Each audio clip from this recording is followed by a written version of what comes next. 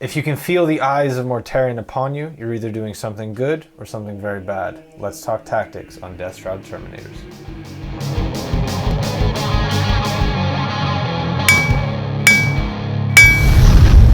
Anvil of War! Let's talk tactics!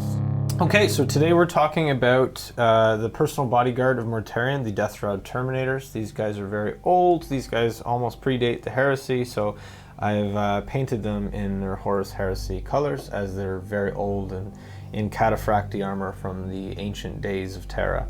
So stats wise, these guys are very elite, they're very expensive, they're about 60 points per model.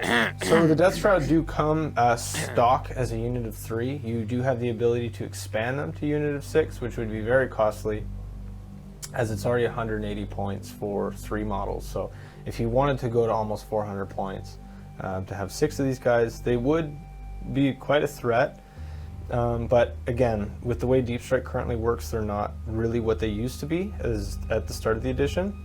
They have T5, they have a 4-up invuln, but what makes them the Deathshroud Terminators is their bodyguard special rule. So when a Death Guard character within 3 inches of the Deathshroud takes a hit from an enemy weapon, on a 2+, the Deathshroud can intercept that hit, and then you now roll to wound against them.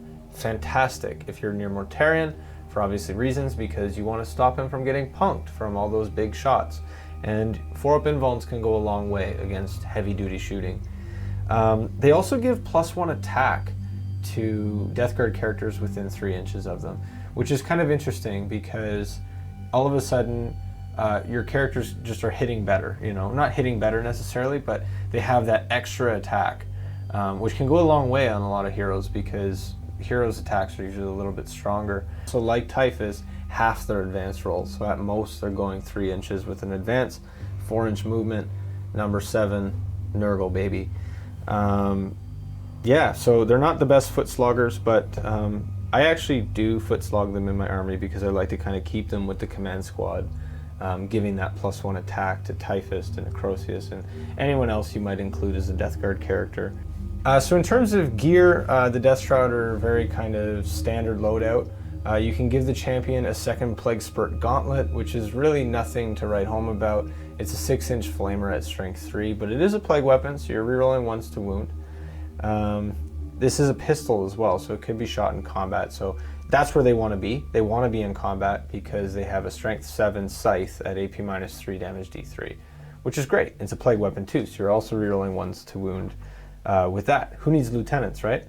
So these guys have deep strike, and they can kind of deep strike with other Death Guard characters who also have it.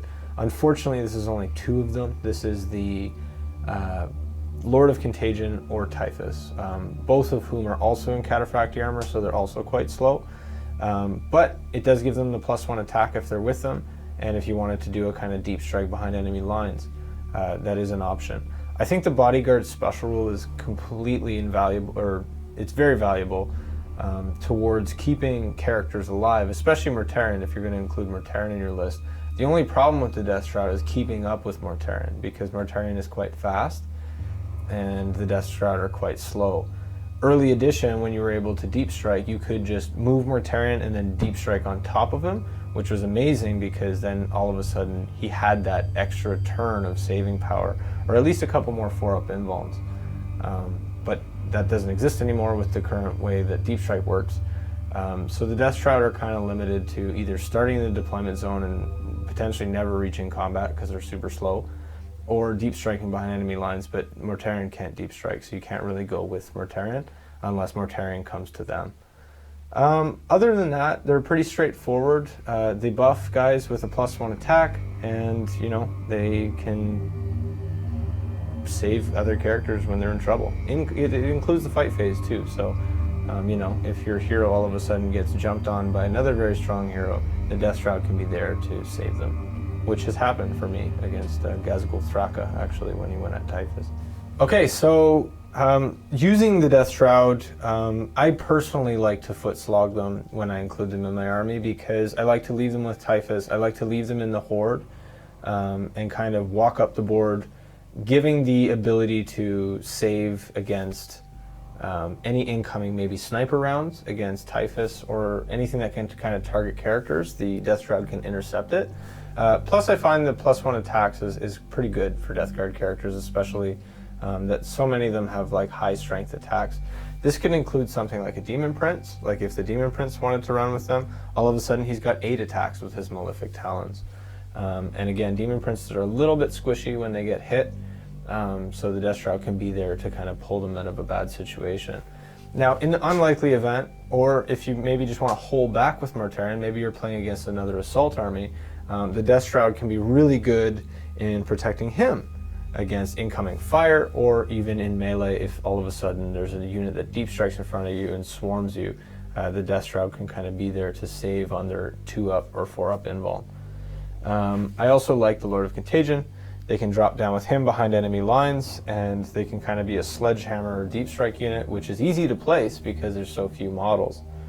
Now moving into sort of stratagems with the Deathshroud, I think the one that most benefits them is Cloud of Flies. So for 1 command point at the end of the movement phase, you can play on a unit, this being the Deathshroud, and they would not be able to be targeted unless they were the closest model. This is great if you want to put them in a big blob of Poxwalkers and slowly advance them, because all of a sudden they become characters. And then they're still there to protect those characters when they hit combat in maybe turn 2 or turn 3. Other than that, you got Veterans of the Long War, which gives them +1 to wounds. They're wounding most things on 3s and 4s if you're going into the more elite tiers. And then giving them that Veterans of the Long War would be +1 to wound, and they're rerolling 1s because of the plague weapon. So things can get a little nasty in there. So the Deathshroud Terminators, they will keep you alive.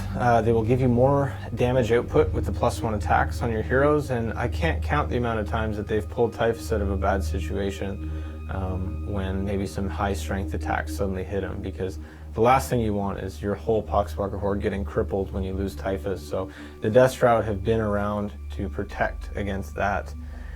Great unit. I'd love to see them in more lists and you know, hit the table a little more often. Sponsored by...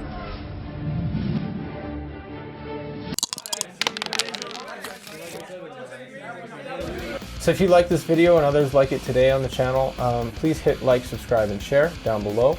And check out our channel for more videos on the Death Guard. I bet you thought we were gonna have bloopers this week. No, we're just showing you a little bit of a sneak peek of next week's Anvil on the Road video at Adepticon 2019.